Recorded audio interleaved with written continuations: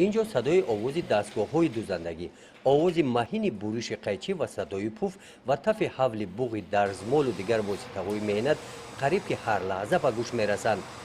چهره‌های گشاد این بانوان چیره‌دست ذهن و دقت آنها در طرح و دوخت متاع گواهی از آن می‌دهد که آنها این شغل را دوست می‌دارند و با ذوق دل مهنت می‌کنند. در فابریک زنان محلی کار می‌کنند.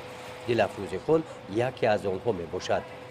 ما می‌نداری می‌کنیم ای جناب عالی ای همین صاحبکارایی که هم خیلی چیارا برای ما چقدر زنای خانشین صاحب جای کار شدیم.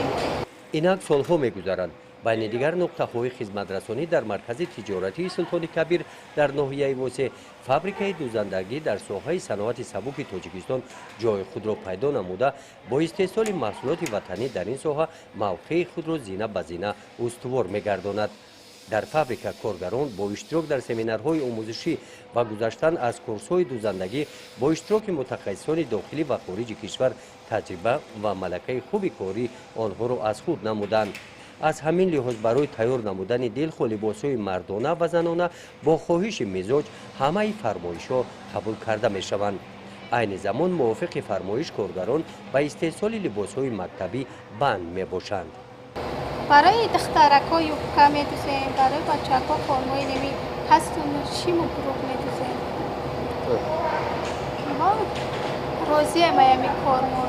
فابریکه دوزندگی در مرکز تجارتی و خدمت‌رسانی سلطان کبیر در ناحیه واسه وابسته به طلبات بازار فعالیت خود را راه اندازی کرده است. کارگران میگویند که در صورت به فروش رفتن محصولات امکان برای قبول کارگران نو پیدا می‌گردند.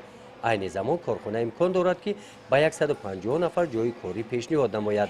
ماموریت مرکز تجارتی و خدمت‌رسانی سلطان کبیر در پیش مقصد دارند که در همکاری با مقامات اجرایی حاکمیت دولتی ناحیه و دستگیری ساکنان ناحیه در دایره سالهای رشد صنعت اقتدار فعالیت فابریکه را وسیع نمایند.